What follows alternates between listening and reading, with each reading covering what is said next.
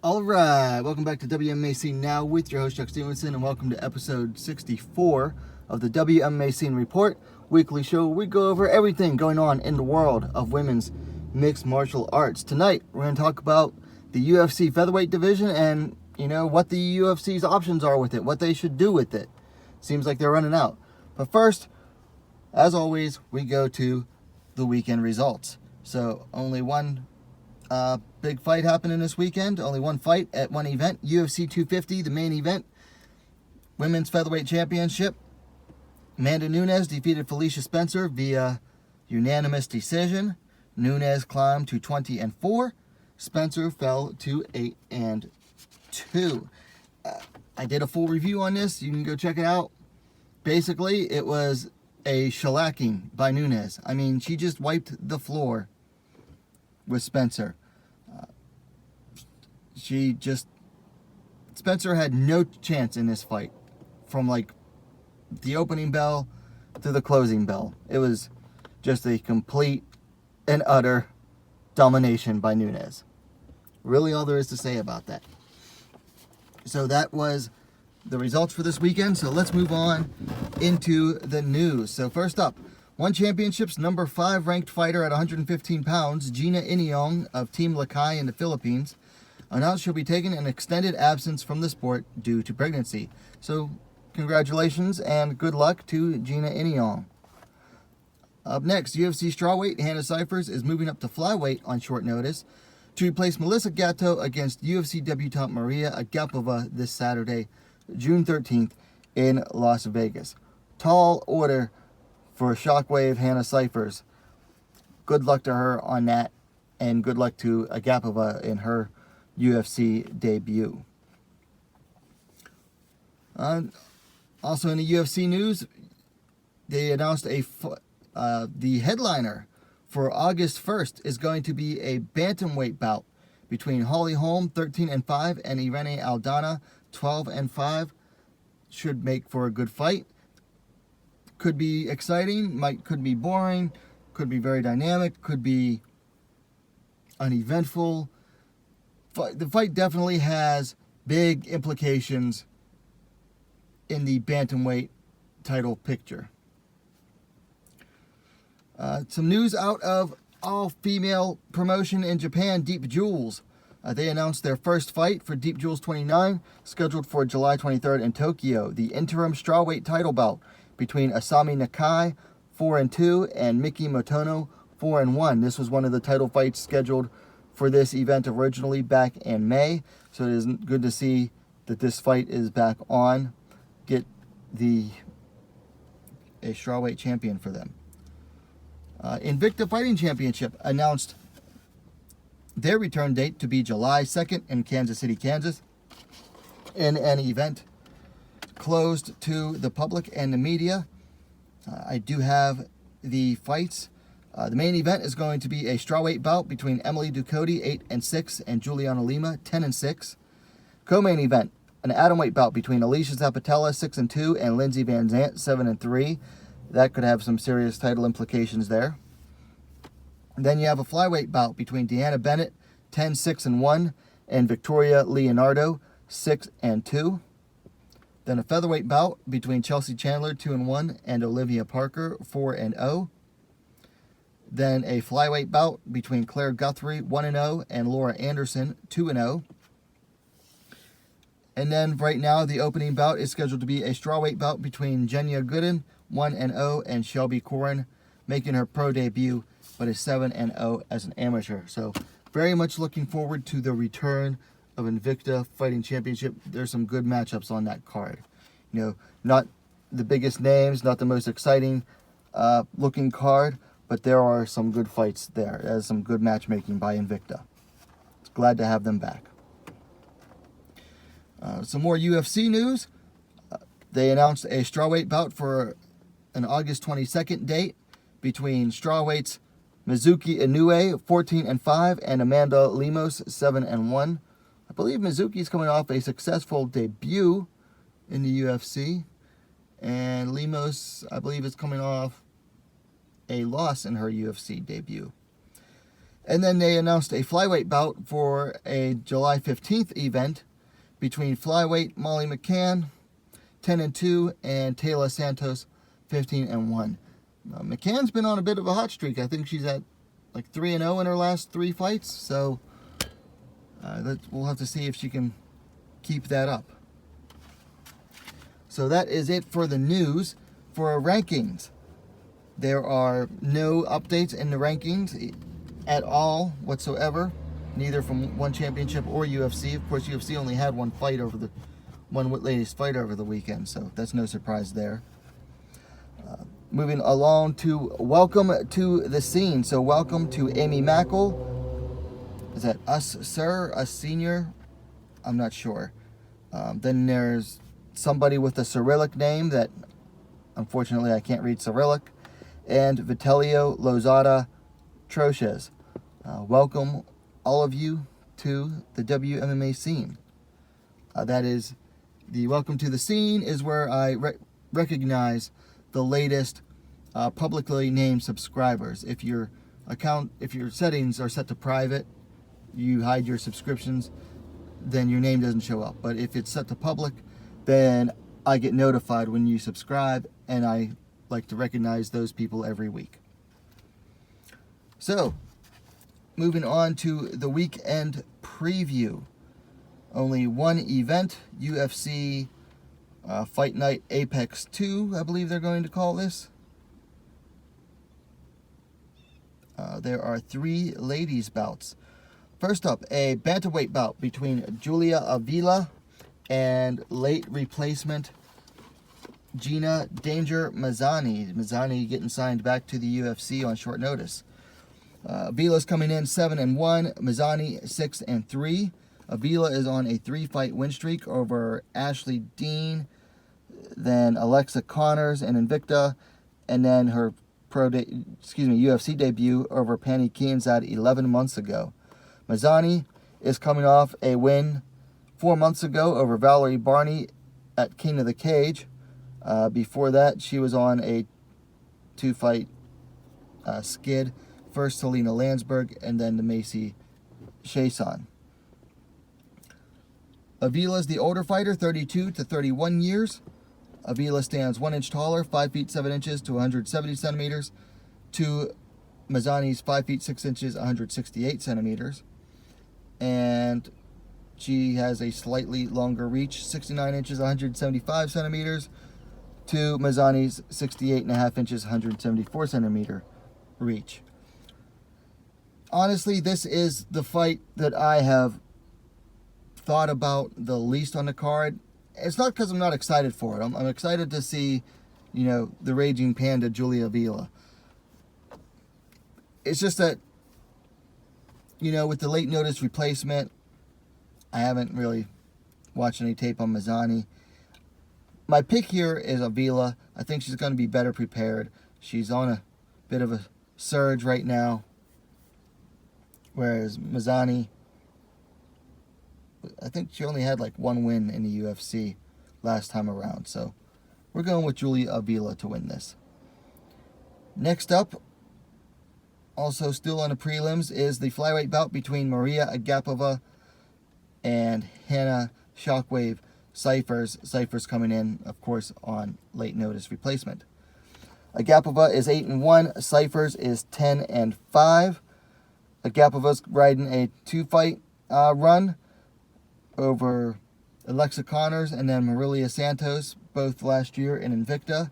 Cyphers is on 2 straight losses, both this year, over to Angela Hill and then Mackenzie Dern. Cyphers is the older fighter, 27 to Agapova's 23. However, Agapova is a lot taller.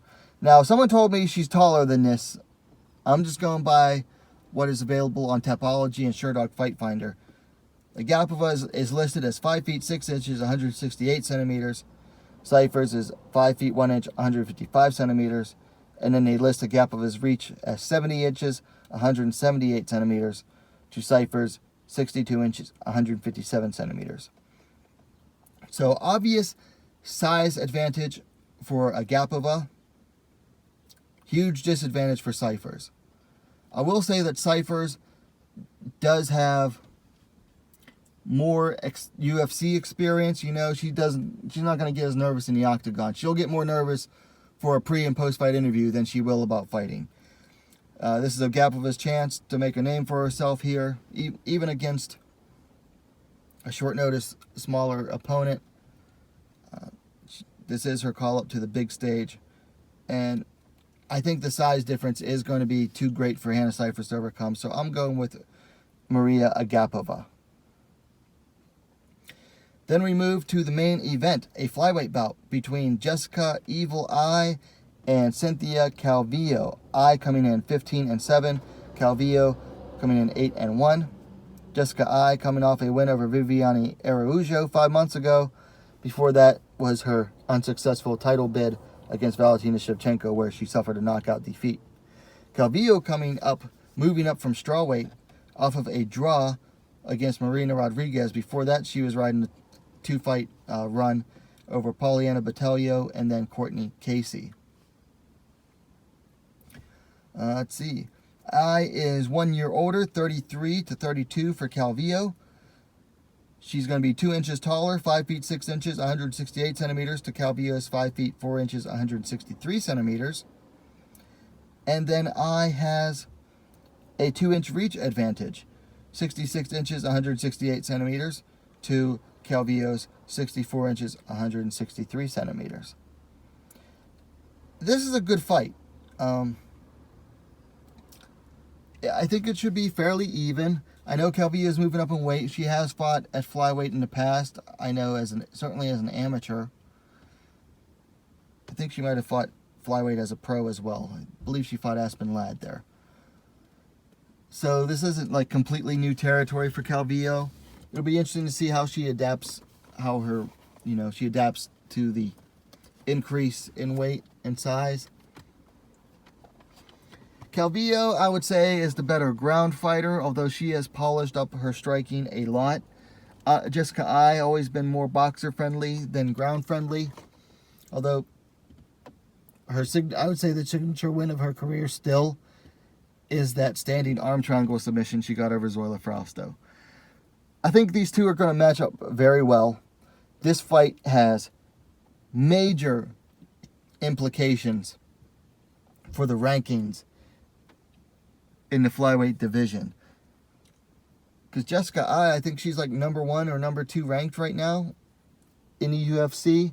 Calvillo is moving up in weight. She was a top 10, top 12 fighter at strawweight. Now she's moving up to flyweight. So if she beats Jessica Eye, she's right up there in the top 10, top 5 of the rankings. For Jessica Eye, she has a lot more to lose than she does to gain with this fight. Very risky fight for Jessica Eye, so props for her to take it. My pick is going to be with Jessica Eye. I think people have a bad tendency to underrate and underestimate her based on her bantamweight run. Whereas at flyweight, she only has, I think, 1 loss in the UFC since going down to flyweight. Yeah, only 1 loss since moving down to flyweight. And that was to the current champ. There's no shame in losing to the current champ. Other than that, I mean, she had Kalindra Fahia, Jessica Rose Clark, Katlyn Chookagian, and then she's coming off that win over Viviane Araújo, and a lot of people were favoring Araújo to beat Jessica Eye. I think people tend to underestimate her. I think she's well-rounded enough to beat Calvillo here, so my pick is going to be Jessica Eye.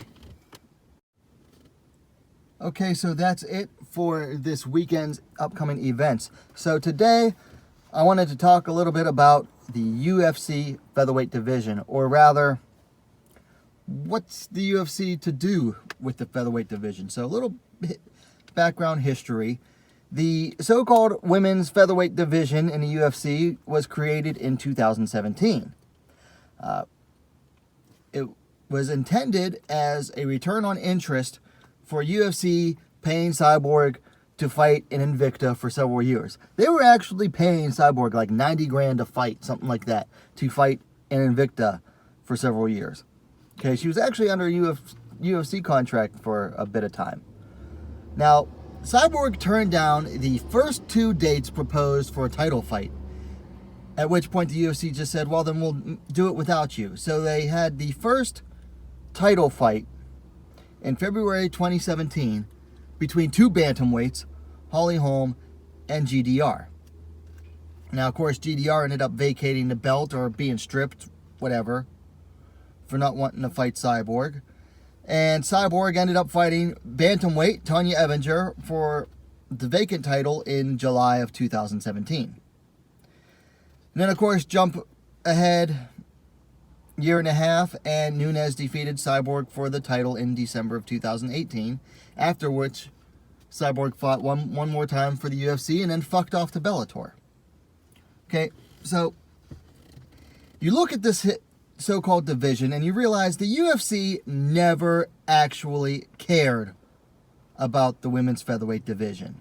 Okay, they were only interested in getting a return on interest from Cyborg, and also getting her hoping to get her to shut up for like 5 minutes, which didn't work at all.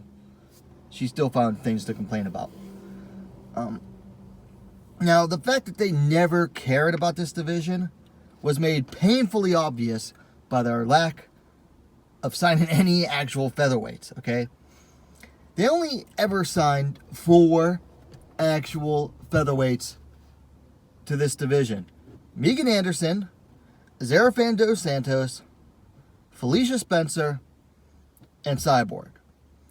Norma Dumont, who they signed, never fought at featherweight before she fought Megan Anderson. She had fought at bantamweight.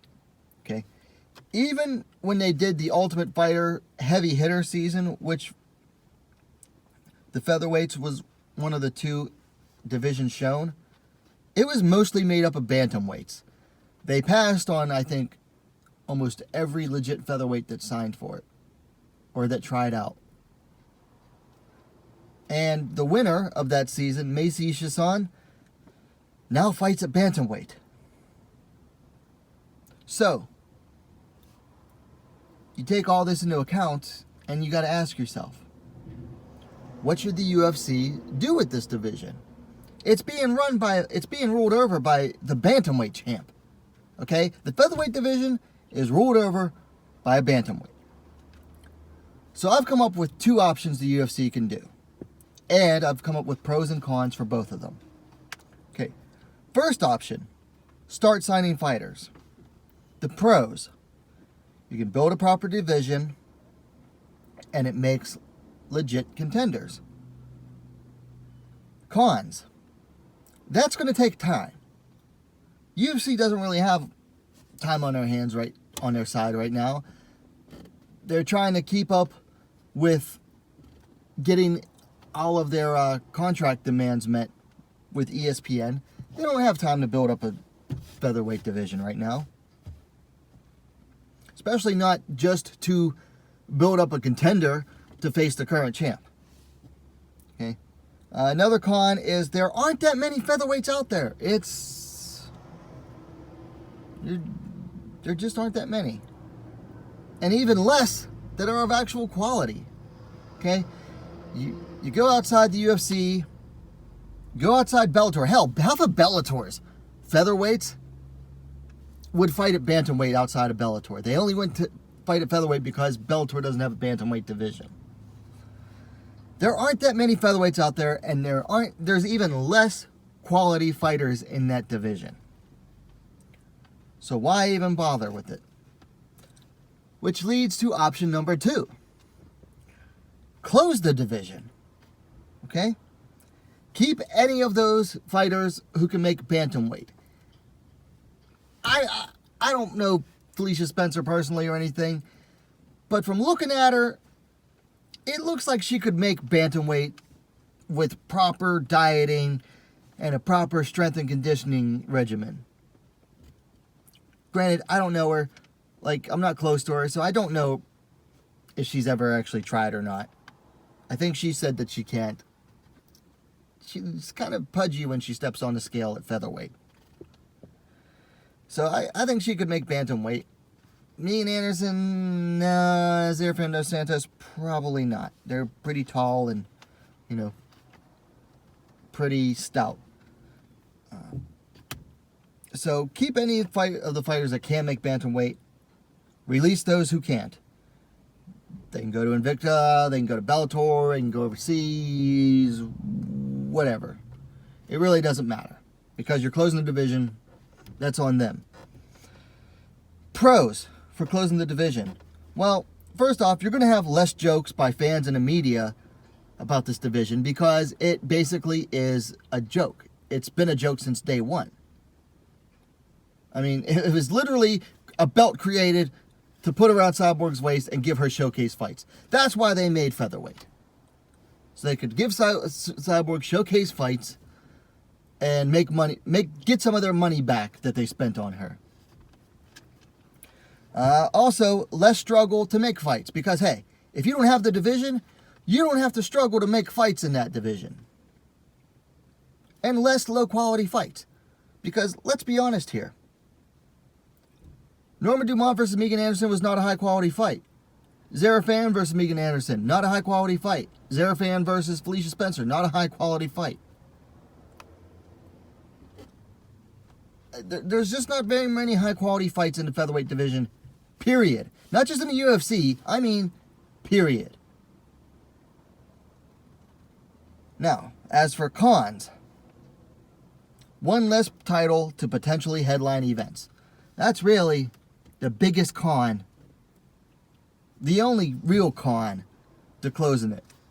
They like to have titles to headline events, so having a title established gives them another potential pay-per-view event headliner. I mean, that's what Nunes versus Anderson, or Spencer, just was. Excuse me. So con, one less title to headline events. So, if I were the UFC, what would I do? I would go with option number 2. I would close the division. There's really no point in keeping it open. The fighter they opened it for is gone.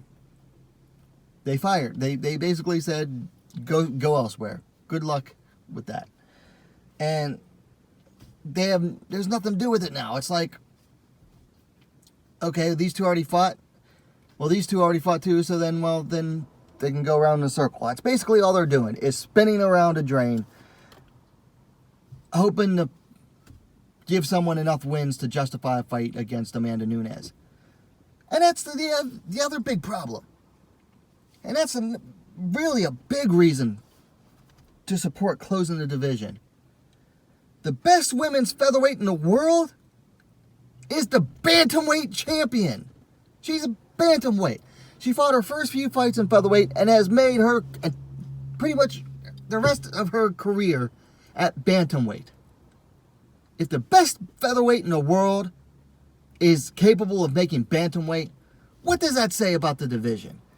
Well, okay, yes, it also says that Amanda Nunes is just that incredible, but it also says that the featherweight division just isn't very strong.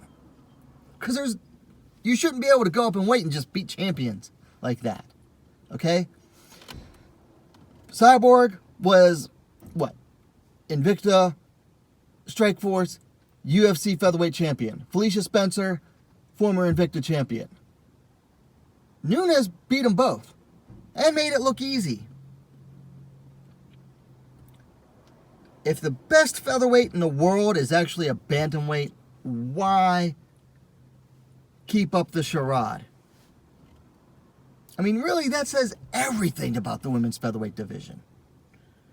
In conclusion, it's time for the UFC to just move on from this failed experiment. It's harsh. I'm probably going to get a lot of flack for this, but frankly, I don't care.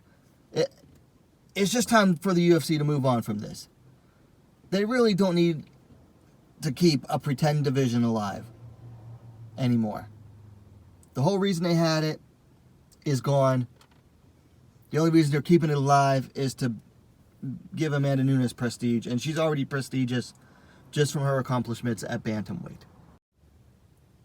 So anyway, those are my thoughts on what the UFC should do with the women's featherweight division. That's also all I have for this week. So let me know your thoughts in the comments down below. Of course, likes are always appreciated. And hey, what are you waiting for? Subscribe to WMMA Scene Now, the most complete women's mixed martial arts dedicated platform on YouTube. Thanks for watching, and we'll see you next time.